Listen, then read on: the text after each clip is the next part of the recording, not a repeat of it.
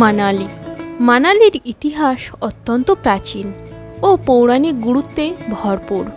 হিমাচল প্রদেশের কুল্লু জেলায় অবস্থিত এই শৈলনগরী পৌরাণিক কাহিনী ও ঐতিহাসিক ঘটনাপ্রবাহের এক অনন্য সংমিশ্রণ। হিমাচল প্রদেশের কুল্লু জেলায় অবস্থিত মানালি সম্পর্কে প্রাচীন পুরাণ থেকে জানা যায় যে মহাপ্রলয়ের পর ঋষি মনু এখান থেকেই মানব জীবনের পুনর্প্রবর্তন শুরু করেছিলেন। মনু ঋষির বাসস্থান বা মনু আলয় থেকেই এই স্থানের নামকরণ হয়েছে মানালি।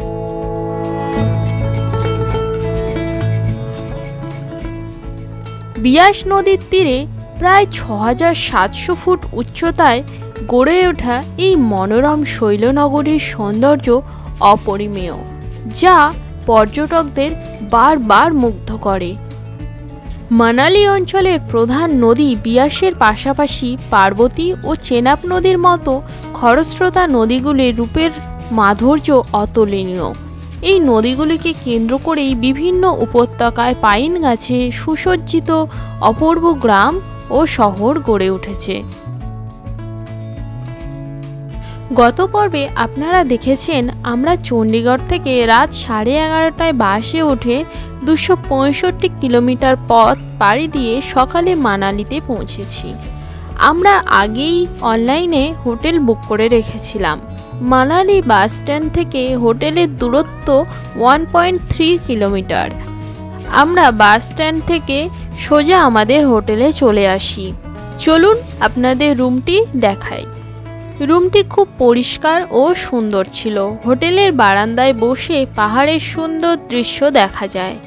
মানালিতে এসে যদি আপনারা ম্যাল রোডের ভিড় এড়িয়ে শান্ত পরিবেশে প্রাকৃতিক সৌন্দর্য উপভোগ করতে চান তবে এই হোটেল বুক করতেই পারেন। আমরা যখন বাস স্ট্যান্ড থেকে হোটেলের দিকে আসছিলাম তখন 3 দিনের জন্য একটি গাড়ি ভাড়া করেছিলাম। প্রথম দিন অর্থাৎ আজ আমরা মানালি ঘুরব, দ্বিতীয় দিন সোলাং ভ্যালি, কোকসার এবং তৃতীয় দিন কাসল মণিকরণ ভ্রমণের পরিকল্পনা রয়েছে। দুজনের জন্য 3 দিনের ভাড়া হয়েছে 4500 টাকা। আজ 9ই মে, মানালি ভ্রমণের প্রথম দিন। আজ সারাদিন মানালির আশপাশের সুন্দর জায়গাগুলো ঘুরব এবং আপনাদের দেখাবো। চলুন তাহলে মানালির সৌন্দর্য উপভোগ করি। প্রথমেই আমরা এসেছি হিড়িম্বা দেবী মন্দিরে, যা স্থানীয়ভাবে ধুঙ্গারি মন্দির নামে পরিচিত। 1553 সালে মহারাজা বাহাদুর সিং এই মন্দিরটি নির্মাণ করেছিলেন। মানালির এই হিড়িম্বা দেবীর মন্দির তার অনন্য স্থাপত্য, ঐতিহাসিক ও পৌরাণিক তাৎপর্য এবং শান্তিপূর্ণ পরিবেশের জন্য বিখ্যাত। মন্দিরটি কাঠ ও পাথর দিয়ে নির্মিত, যেখানে কাঠের উপর পৌরাণিক চিত্র, প্রাণী এবং ফুলের নকশা খোদাই করা রয়েছে। ভারতীয় মহাকাব্য মহাভারতের পঞ্চপাণ্ডবের দ্বিতীয় পাণ্ডব ভীমের স্ত্রী ছিলেন রাক্ষসী হিড়িম্বা, যিনি এখানে ধ্যান করেছিলেন বলে বিশ্বাস করা হয়। তার স্মরণেই এই মন্দিরটি নির্মিত হয়েছে। মন্দিরের চারপাশে ঘন দেবদারু ও পাইন বন রয়েছে, যা একটি শান্ত ও মনোরম পরিবেশ সৃষ্টি করে। মন্দিরের আশপাশের প্রাকৃতিক সৌন্দর্য অপরূপ। হিড়িম্বা দেবীর মন্দিরের কিছুটা দূরেই রয়েছে ঘটোৎকচের মন্দির, সেটিও আমরা দেখে নিয়েছিলাম। ঘটোৎকচ ছিলেন পঞ্চপাণ্ডবের দ্বিতীয় পাণ্ডব ভীম এবং হিড়িম্বা দেবীর সন্তান। মন্দিরের বাইরে ফটো ভিডিও অনুমতি থাকলেও ভিতরে কোনো ফটো বা ভিডিও তোলা যায় না।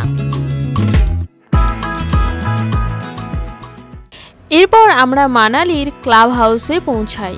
এখানে ভিতরে তেমন কিছু না থাকলেও বাইরে বিয়াস নদীর প্রবাহমান স্রোত অত্যন্ত মনোরম। আপনারা চাইলে এই স্থানটি বাদ দিতে পারেন।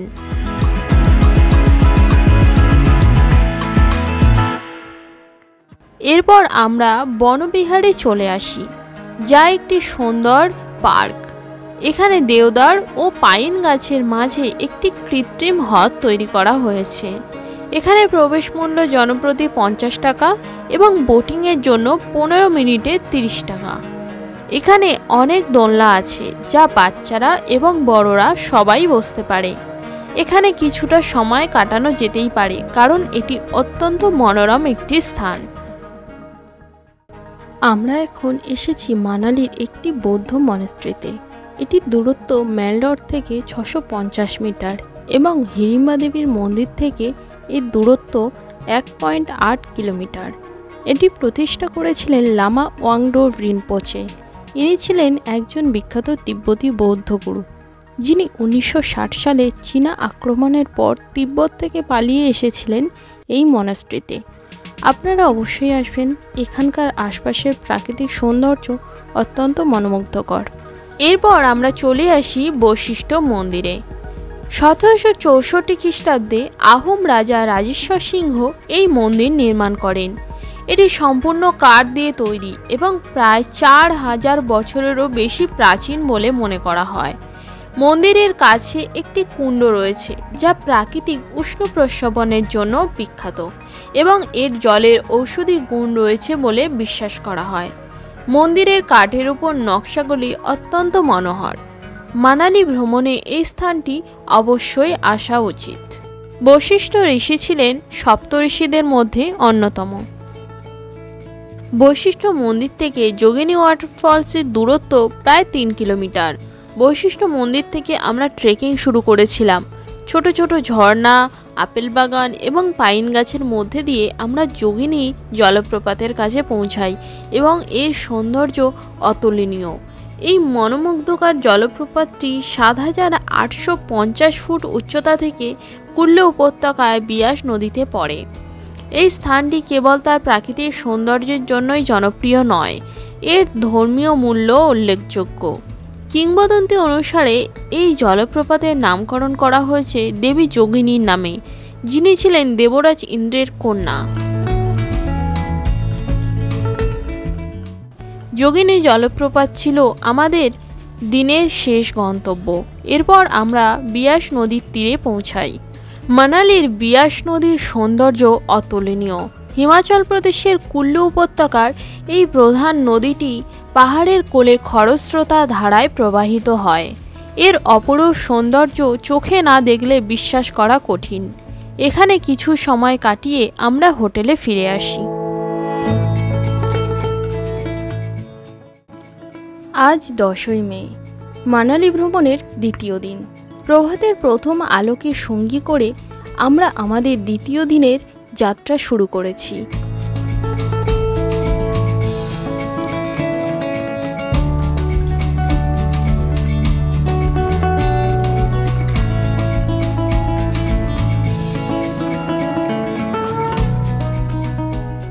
বিয়াস নদীর তীর ধরে পাহাড়ের অপরূপ সৌন্দর্য দেখতে দেখতে আমরা সোলাং ভ্যালি এবং কোকসারের উদ্দেশ্যে পথ চলেছি।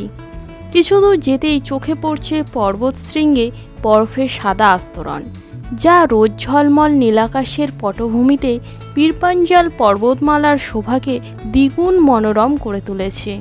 মাঝে মাঝে দু একটি পাইন গাছের সাক্ষাৎ আমাদের পথকে আরও মনোমুগ্ধকর করছে। এই পথেই অবস্থিত বিশ্বের দীর্ঘতম উচ্চতার হাইওয়ে টানেল, অটল টানেল।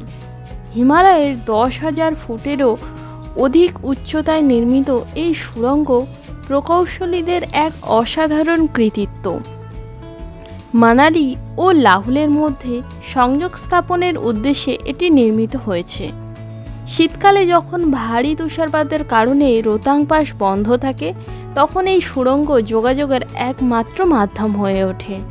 এর ফলে ভ্রমণকারীদের যাতায়াত 4 থেকে 5 ঘন্টা সময় সাশ্রয় হয়। এই সুড়ঙ্গের নামকরণ করা হয়েছে ভারতের প্রাক্তন প্রধানমন্ত্রী মাননীয় অটল বিহারী বাজপেয়ীর নামানুসারে, যিনি এই প্রকল্পে নেতৃত্ব দিয়েছিলেন। এই টানেলটির দৈর্ঘ্য 9.2 কিলোমিটার।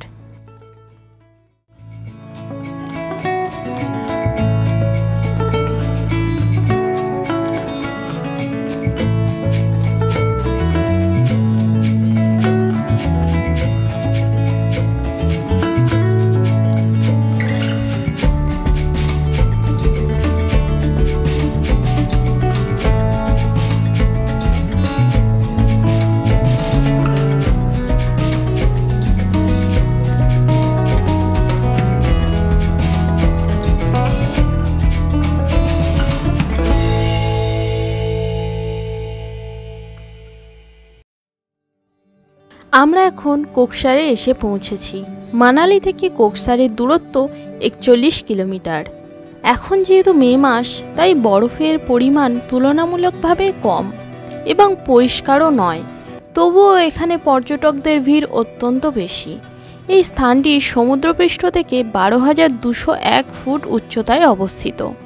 এখান থেকে হিমালয়ের পারিপার্শ্বিক শৃঙ্গসমূহের অপরূপ দৃশ্য দেখা যায়, যার সৌন্দর্য অত্যন্ত মনোমুগ্ধকর। আশেপাশে কিছু খাবারের দোকানও রয়েছে, যা আপনারা ইচ্ছানুযায়ী কিনতে পারেন।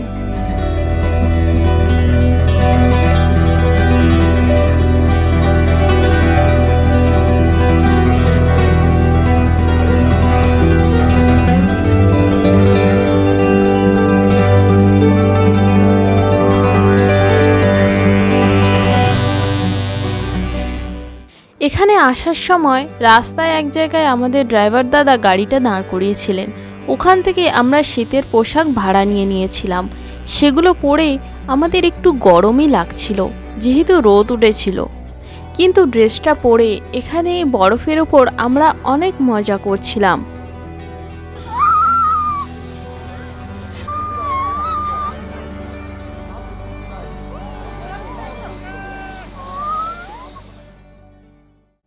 এখান দিয়ে প্রবাহিত হয়েছে খরস্রোতা চেনাব নদী, যার সৌন্দর্য অতি অসাধারণ।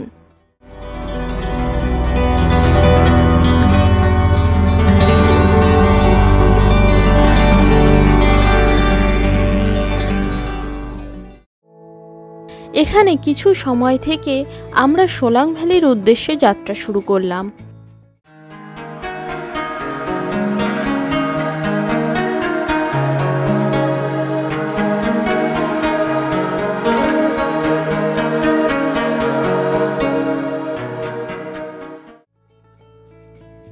আমাদের গাড়ি যেখানে পার্কিং করা হয়েছে, অর্থাৎ সোলাং ভ্যালিতে, এখন একটুও বরফ নেই। তাই আমরা এখানে না থেকে অঞ্জনি মহাদেব মন্দিরে চলে এলাম। এই মন্দিরে পৌঁছতে পার্কিং থেকে প্রায় 2 কিলোমিটার পথ ট্রেক করতে হয়। চাইলে আপনারা ঘোড়ায় চড়েও আসতে পারেন। শিবলিঙ্গের কাছে পৌঁছানোর জন্য কিছু সিঁড়ি রয়েছে, যেগুলোর উপর দিয়ে বরফ গলা ঠান্ডা জল বয়ে যাচ্ছে। এই ঠান্ডা জলের উপর দিয়েই আমাদের এখন হেঁটে উপরে উঠতে হবে। এমনিতে বরফ জল কিছুই না থাকলেও এখানেই সিঁড়ির কাছে জুতো খুলে তবেই ঝর্ণার কাছে বা শিবলিঙ্গর কাছে পৌঁছাতে হয়।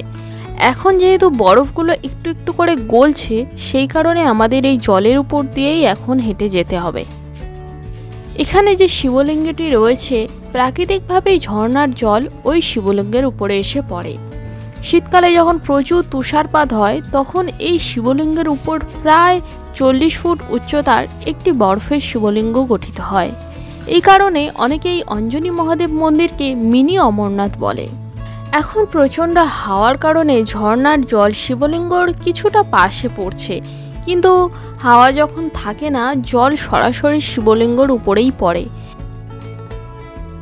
পৌরাণিক বিশ্বাস অনুসারে এই স্থানে হনুমানের মা অঞ্জনি এক শক্তিশালী পুত্র সন্তানের জন্য ভগবান শিবের কাছে তীব্র তপস্যা করেছিলেন। তার ভক্তিতে সন্তুষ্ট হয়ে ভগবান শিব তাকে দর্শন দেয় এবং এক পুত্রের আশীর্বাদ দেন, যিনি পরবর্তীতে পরাক্রমশালী হনুমান হয়েছিলেন। এখানেও বেশ কিছু খাবারের দোকান আছে, আপনারা চাইলে কিছু খেতে পারেন। আপনারা যদি মানালিতে আসেন, তবে এই স্থানটি অবশ্যই আসবেন। পার্কিং থেকে অঞ্জনি মহাদেব মন্দিরের দিকে যখন আপনারা আসবেন, প্রাকৃতিক সৌন্দর্যের যে অপরূপ রূপ দেখতে পাবেন, তার বর্ণনা করা আমার পক্ষে অসম্ভব। অঞ্জনি মহাদেব মন্দির দেখার পর আমরা হোটেলে ফিরে এলাম। ভিডিওটি এখানেই শেষ করছি। পরবর্তী ভিডিওতে আপনাদের সঙ্গে দেখা হবে। ততক্ষণ আপনারা সুস্থ থাকবেন, ভালো থাকবেন।